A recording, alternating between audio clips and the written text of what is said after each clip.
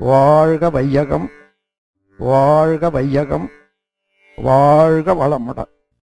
வாழ்க வையகம், வாழ்க வையகம், வாழ்க வளமுடன்.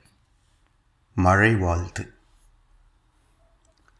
உலக நல வேட்பு கவிக்கு அடுத்ததாக நாம் மழை வாழ்த்தை சொல்லுகின்றோம். நீரின்றி அமையாத உலகு, அதுபோல் உணவின்றி அமையாது ஜீவன்களின் வாழ்க்கை. 70% கடலாக இருந்தாலும் தாகத்திற்கோ பயிர் செய்வதற்கோ பயனாகாது. அதனால் இயற்கையே கடல் நீரை ஆவியாக்கி தூய்மையான மழை நீராக பெய்விக்கிறது. எந்த காலத்தும் நீருக்கு பற்றாக்குறை இல்லை. சில சமயங்களில் தேவையான இடத்தில் மழை பெய்யாமல் இருக்கலாம். ஆனால் அறிவுபூர்வமாக சிந்தித்து பார்க்கின்ற போது 24 மணி நேரமும் கடல் நீர் ஏதோ ஒரு பகுதியில் தொடர்ந்து ஆவியாகிக் கொண்டே இருப்பது புரியும்.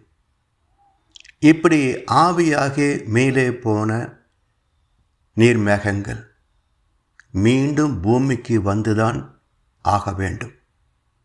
எங்கோ ஓரிடத்தில் பெய்துதான் இந்த மேகமண்டலம் சமன் பெற முடியும். அதற்கு ஒத்து இருப்பவை மலைப்பகுதியில் உயரமான மரங்கள் இயற்கையில் அமைந்ததால் மழை மலைகளில் தொடங்கி சமவெளிகளில் ஆறுகளாக ஓடுகின்றது. மழைநீர் ஓடும் பொழுது மணலும் வரும். அந்த மணலை தூரெடுத்தால்தான் பருவமழை பெய்யும் போது ஆற்று நீர் கரைக்குள் அடங்கும். அதிக அளவில் நீரை சேமிக்கவும் முடியும். மழை நீர் கடலில் கலக்கும் அளவையும் மானிட தேவையின் அளவையும் கணக்கெடுத்து பார்க்கின்ற போது நமது தேவைக்கு மேல் பல மடங்கு நீர் கடலில் கலப்பதை உணரலாம். கங்கையில் ஓடி வரும் நீரின் மிகையால் மையத்து நாடுகளில் பயிர் செய்குவோம் என்று மகாகவி பாரதியார் சொல்லி 100 நூற்றாண்டுக்கு மேலாகிவிட்டது. பாரதியாரின் 100 சிறப்பாக கொண்டாடினார்களே தவிர அவரது கோட்பாட்டை செயல்படுத்தவில்லை. இதை உணர்ந்த வேதாத்திரி மகர்ஷி அவர்கள் தவத்தின் நிறைவில் மழை வேண்டி வாழ்த்தும் சடங்கையும் அமைத்து தந்தார்கள். ஏரி, குளம், கிணறு, ஆறு எல்லாம் நிரம்பி வழிய மாறி அளவாய் பொழிக, மக்கள் வளமாய் வாழ்க. ஏனென்றால் மழை பெய்து கொண்டே இருந்தால் துன்பமாகத்தான் முடியும். பருவத்தில்தான் பயிர் விதைக்க முடியும், அறுவடையாகும். அதை சார்ந்து மழையும் பருவத்தில் பெய்ய வேண்டும். புண்ணியம் செய்வோர்க்கு பூ உண்டு நீர் உண்டு, அண்ணல் அது கண்டு அருள் புரிவான் என்று ஒரு சொலவடை உண்டு. பூ என்பது பூ உலகம், மண். நீர் மற்றும் மண் மற்றும் மனித உழைப்பின் கூட்டுறவால் பெற்ற மேன்மைகள்தான் அனைத்து வளங்களும் வசதிகளும். மண்ணில் விதைத்த பின் நீர் பாய்ச்சவில்லை என்றால் பயிர் தோன்றாது. அதே போல சிமெண்ட்டு மணலோடு தண்ணீர் கலக்கவில்லை என்றால் வீடு கட்ட முடியாது. அதனால் நமது வாழ்வின் அனுபவப் பொருட்கள் அனைத்துக்கும் மண்ணும் நீரும் மனித உழைப்பும் அறிவும் தான் அடிப்படை.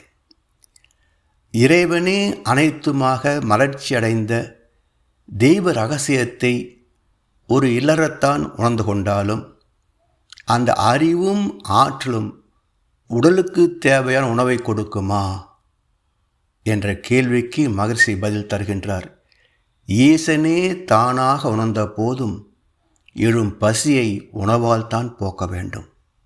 அந்த உணவு மழை நீரைத்தான் சார்ந்திருக்கிறது. பூமியில் விளைந்தவற்றின் மூலம்தான் உயிர்கள் வாழ முடியும். மகரிஷிக்கு 2000 ஆண்டுகளுக்கு முன் வாழ்ந்த வள்ளுவர் வான் சிறப்பு அதிகாரத்தில் ஊற்றாகவும் கடலாகவும் நீர் உள்ளதை குறிப்பிடாமல் 10 குறட்பாக்களிலும் வான்மழையை மட்டுமே சிறப்பித்ததன் காரணம் ஒன்று உண்டு. அது என்ன?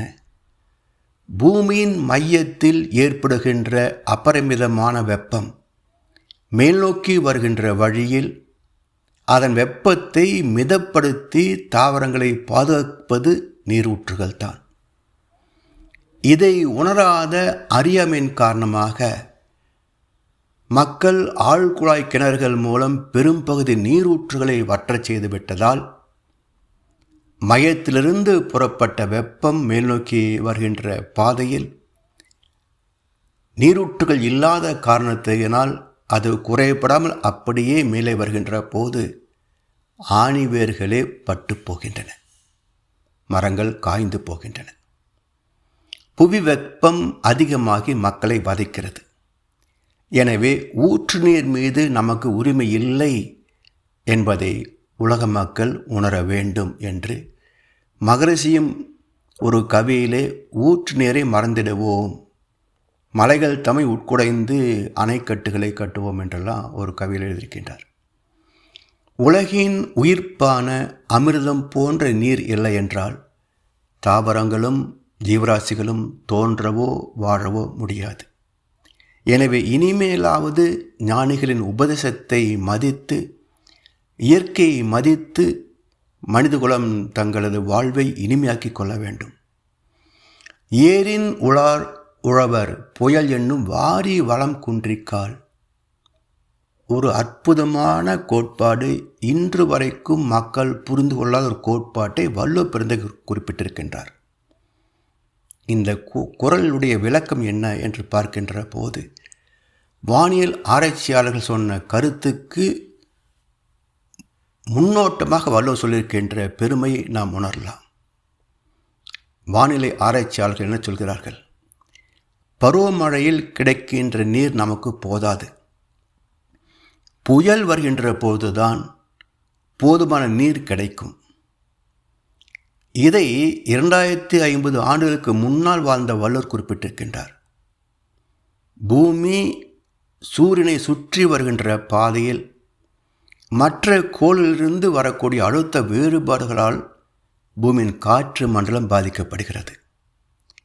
மணிக்கு 1050 மைல் வேகத்தில் சுழல்கின்ற பூமியின் காந்த மண்டலமும் காற்று மண்டலமும் பூமியின் சுழல் வேகத்தால் 70% உள்ள கடல் நீரை அழுத்தும். அதன் காரணமாக கடல் நீர் பிதுக்கம் அடைந்து காற்றோடு கலந்து அதிவேகமாக கரை நோக்கி வீசப்படுவதே புயல் வெள்ளம். இப்படி புயல் மூலமாக அபரிமிதமாக நீர் கிடைத்தால்தான் உழவர்கள் உழுது விதையிட்டு நீர் பாய்ச்சி விளைச்சலை அள்ள முடியும். ஆகவே புயல் மனிதகுலத்திற்கு நன்மை செய்கிறதே தவிர துன்பம் தருவது இல்லை. புறம்போக்கு நிலமான நீர் ஓடும் பாதைகளில் குடியிருப்புகளை மற்ற தொழிற்சாலைகளை ஏற்படுத்திவிட்டு அவற்றிலே வெள்ளம் புகுந்து விட்டது என்று செய்தி வாசிப்பது மடமை. வெள்ளம் வாழ்கின்ற இடத்திலே இவர்கள் புகுந்து விட்டார்கள், இதுதான உண்மை. இது மட்டுமல்ல, புயல் வெள்ள நிவாரணம் கேட்பது உரிமையற்றது. வருடம் புயல் வெள்ளம் பாதித்தாலும் நிரந்தர தீர்வை தேடாமல் வாழ்வது சமுதாயத்தின் அடிமுட்டாள்தனத்தையே காட்டுகிறது. அது மட்டுமல்ல, இந்த நிவாரண நிதி என்று பேசுகிறார்களே, இதை பற்றி வள்ளுவர் என்ன சொல்கிறார் என்றால், கெடுப்பதுவும் கெட்டார்க்கு சார்வாய் மற்ற ஆங்கே எடுப்பதுவும் எல்லாம் மழை என்கிறார். அதாவது பருவமழை பெய்யவில்லை என்றால் விவசாயம் கெடுகிறது. அது தவறி அறுவடை காலத்தில் மழை பெய்தால் ஓரளவு விளைந்ததும் கெட்டு விவசாயியின் வாழ்வு பாதிக்கிறது, நாட்டின் பொருளாதாரத்தை சீர்குலைக்கிறது. இப்படி கெட்டு போனவர்களை மறுபடியும் கை தூக்கி விடுவது நிவாரண நிதி அல்ல, அதே மழைதான். அதாவது காமராஜர் ஐயா ஒரு கருத்தை சொல்லுவார்கள், எல்லோருக்கும் பணக்காரன் ஆகணும்னு ஆசை, நோட்டடிக்கிற மிஷின் எங்கிட்ட தான் இருக்குது, நிறைய அடித்து ஆளுக்கு ஒரு மூட்டை பணம் கொடுத்து விட்டால் நீங்கள் என்ன செய்வீங்க? எல்லோரும் பொருள் வாங்க கடை வீதிக்கு போவீங்க. யாரும் வேலை செய்ய மாட்டாங்க. எந்த பொருள் உற்பத்தி ஆகாது. கடையில் எதை வைக்க முடியும்?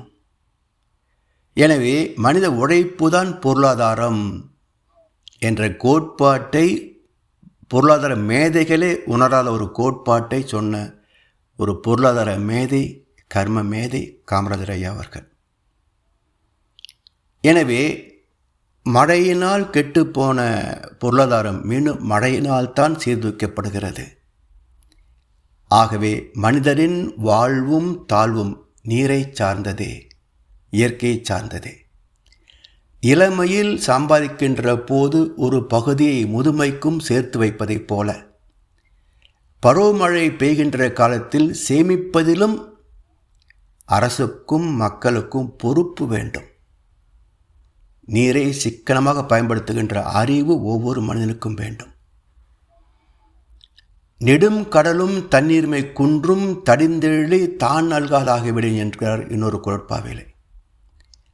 அதாவது கடல் நீர் சூரிய வெப்பத்தால் ஆவியாகி மேகமாக மிதக்கிறது.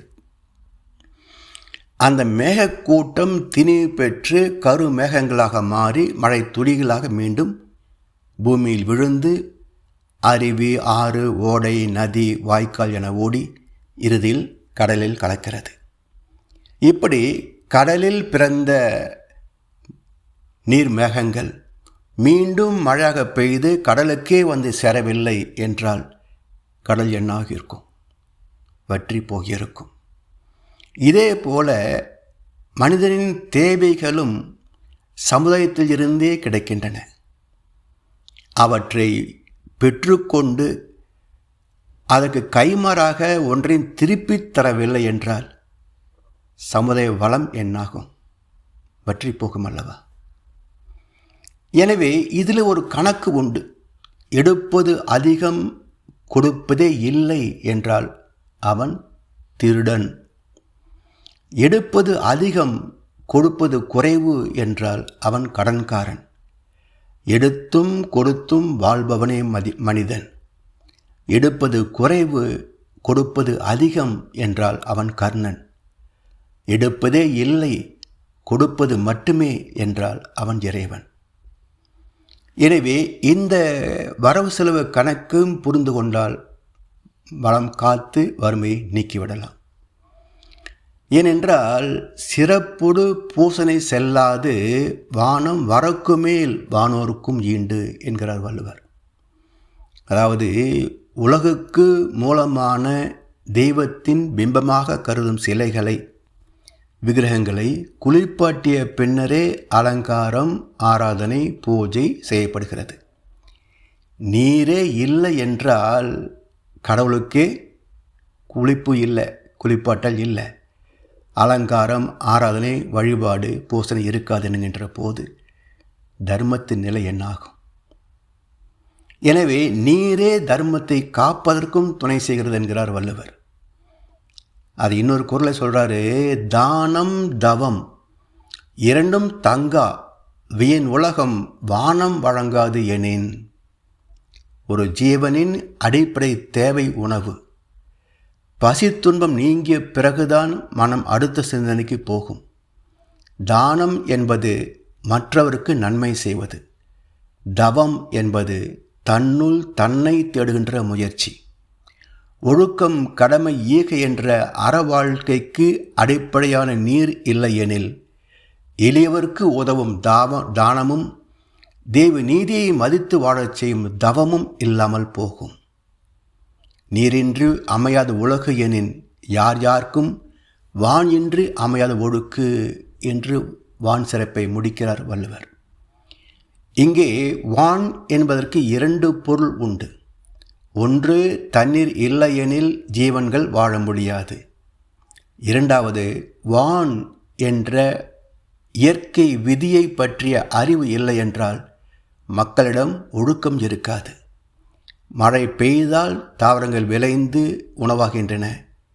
மற்ற வளங்களை நீரோடு கலந்து வசதிகளாக, அனுபவ பொருட்களாக உற்பத்தி செய்கிறோம். மற்றவரின் தேவையை மதித்து தனது தேவைகளை முறைப்படுத்தி எல்லோரும் சமமாக பகிர்ந்துண்டு வாழ வேண்டும். அனைத்து இயற்கை வளங்களும் எல்லோருக்கும் பொதுவானது என்ற அறிவு வருவதற்கு வான் அறிவு வேண்டும், பிரபஞ்ச அறிவு வேண்டும். செயலிலே சீர்மை இல்லை என்றால் வருகின்ற நன்மைகளை ஒரு சிலர் பதுக்கி விடுவார்கள். தேவை உள்ளவர்களுக்கு அது கிடைக்காது. இறைவன் கொடுத்த என் அறிவின் சிறப்பாலும் உடல் உழைப்பாலும் என்னிடம் வேலை செய்கின்ற சக மனிதர்களின் உழைப்பாலும் ஒத்துழைப்பாலும் இந்த பொருட்கள் வந்தன என்பதை மறந்தால் பெற்ற சிறப்பை தக்க வைத்து கொள்ள முடியாது. உணவு, நீர், மின்சக்தி போன்றவை மனிதரின் அடிப்படை தேவைகள். இவற்றை தேவைக்கேற்ப சிக்கனமாக பயன்படுத்துவது ஒவ்வொரு மனிதனின் உரிமை. அதே சமயத்தில் தேவைக்கு மேல் பயன்படுத்துவதும் வீணாக்குவதும் திருட்டுக்கு சமம், கொள்ளைக்கு சமம் என்பதை உணர்ந்து சிந்தனை, சிக்கனம், சீர்திருத்தத்தோடு வாழ்வோம். வாழ்க வளமுடன். வாழ்க வளமுடன். ஸ்கை வேதாத்திரியம் அமுதம் சேனலுக்கு இதுவரைக்கும் சப்ஸ்கிரைப் பண்ணின அனைத்து அன்பர்களுக்கும் மிக்க நன்றி. வாழ்க வளமுடன். அனைவரும் வேதாத்திரிய தத்துவங்களை உலகறிய செய்வோம். இந்த சேனலை உங்கள் நண்பர்கள் அனைவருக்கும் ஷேர் செய்து பயன்பெறுங்கள். நன்றி. வாழ்க வளமுடன்.